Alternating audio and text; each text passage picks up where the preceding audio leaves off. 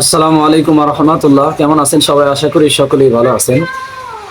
আপনারা জানেন যে গত 2 দিন ধরে সোশ্যাল মিডিয়ায় ইরানের প্রেসিডেন্ট আয়াতুল্লাহ খামেনির মৃত্যুর সংবাদে সারা দেশে নিউজ পেপারগুলো ছড়িয়ে পড়েছে। আমি গতকালকে একটা ভিডিও দিয়েছিলাম যে আমার মনে হয় যেই ফটোটা সোশ্যাল মিডিয়ায় ছড়িয়ে পড়েছে সেটা এআই। আমি সেটা আমার লাইভের ভিডিওতে আমি প্রমাণ করে দিয়েছি। যতটুকু সম্ভব হয়েছে এআই এর মাধ্যমে, জেমিনির মাধ্যমে আমি সেটাকে প্রমাণ করেছি যেটা এটা এআই এর তৈরি। তো গতকালকে ডাকসু নেতা সাদিক কাইয়ুম, উনি, আমি স্ক্রিনে দিয়ে দিচ্ছি, উনি গায়েবী যে একটা জানাজার আছে সেটা করছেন। তো নেতা আয়াতুল্লাহ খামেনি যে মৃত্যুবরণ করছেন সেটা কিন্তু এখনো 100% কেউ শিওর দিতে বলতে পারবে না। কোনো নিউজ চ্যানেলও 100% শিওর দিয়ে বলতে পারবে না। কারণ এখন যতগুলা সংবাদ মাধ্যম প্রচার করছে কেউ কিন্তু এখনো পর্যন্ত সঠিক ছবি বা সঠিক তথ্য দিয়ে কিন্তু কেউ প্রচার করতে পারে না। সেই ক্ষেত্রে আমাদের সাদিক কাইয়ুম ভাই, ডাকসু নেতা, শিবিরের নেতা, উনি গতকালকে গায়েবী জানাজার নামাজ পড়ছেন। তো গায়েবী নামাজ, জানাজার নামাজটা আসলে অদৃশ্য কোনো মানুষের জানাজার নামাজ পড়া শরীয়ত এটাকে সমর্থন করে না।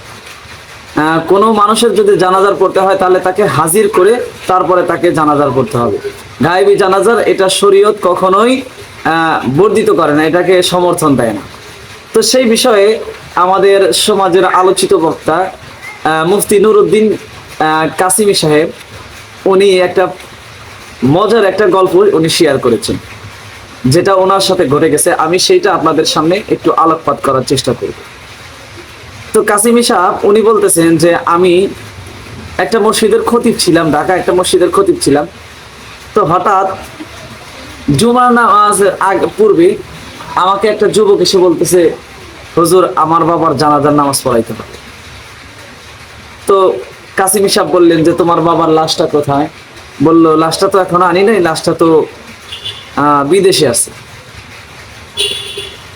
তো উনি বললেন যে না, আমি এটা পারবো না, যদি জানাজার আমাকে পড়াইতে হয় তাহলে অবশ্যই লাশটাকে উপস্থিত করতে হবে।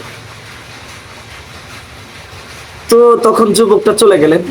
নামাজ শেষে যুবকটা হাঁটি হাঁটি পা করে হুজুরের কাছে আবার আসেন। হুজুর, এই মাত্র সংবাদ পাইলাম, আসলে আমার বাবা সিঙ্গাপুরে ছিল। প্রথম যে সূত্রটা পাইছি সেটা হলো ভুল তথ্য ছিল। আমার বাবা সিঙ্গাপুর প্রবাসী, আমার বাবা এখনো জীবিত আছে।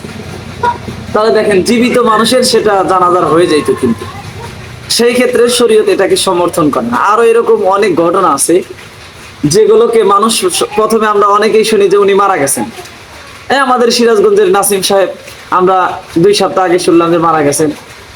এই দেখে পরে আবার 1 সপ্তাহ পরে শুনি যে উনি জীবিত আছেন। আবার কয়েকদিন আগে বেগম খালেদা জিয়া, আমরা কিন্তু ওনার মৃত্যুর সংবাদ প্রচার হওয়ার অনেক আগেই কিন্তু আমরা অনেকেই সরাসরি করছিলেন যে প্রচার হয়ে উনি মারা গেছেন, উনি মারা গেছেন 1-1.5 মাস আগে। এইরকম কোনো ভাই সন্দিহান কোনো ব্যক্তি মারা গেছে কি যায় নাই, যেটা নিয়ে মানুষ এখনো সন্দেহ করতেছে, সেইটার জানাজার পড়ার জন্য এরা ব্যস্ত হয়ে পড়ছে। ভাই, শরীয়ত যেটাকে সমর্থন করে না সেটাকে কখনোই সমর্থন করা যাবে না। অতএব এই গায়েবী জানাজা থেকে এটা যারা করছেন, এটা আর কখনো যেন এরকম আমাদের দেশে না হয়। এটা মুসলিম রাষ্ট্রে শরীয়ত বিরোধী কোনো কাজ, এটা মুসলিম রাষ্ট্রে এটা অসম্ভব, এটাকে মেনে নেওয়া যায় না। কাজেই এরকম যারা পরবর্তীতে করতে চাবে, আপনারা কেউ এই জানাজার নামাজে শরীক হবেন না, আর গায়েবী জানাজার নামাজ কেউ পড়বেন না। এখন হয়তো অনেকেই প্রশ্ন করতেন পারে, যা ভাই যে ছবিটা সোশ্যাল মিডিয়া সরে পড়েছে, এখন জানাজার হয়েছে কিনা? ভাই 100% জানাজার হয়েছে। সেই ভিডিওটা আসসালামু আলাইকুম ওয়া রাহমাতুল্লাহ। আসসালামু আলাইকুম ওয়া রাহমাতুল্লাহ। দেখলেন, এই যে জানাজার হয়ে গেছে। কাজেই পরবর্তীতে এরকম জানাজার যেন আমাদের দেশে আর না হয়। আর এই ছিল ভিডিও, পরবর্তীতে আবার দেখা হবে ইনশাআল্লাহ। সকলে ভালো থাকবেন, সুস্থ থাকবেন। আসসালামু আলাইকুম ওয়া রাহমাতুল্লাহ।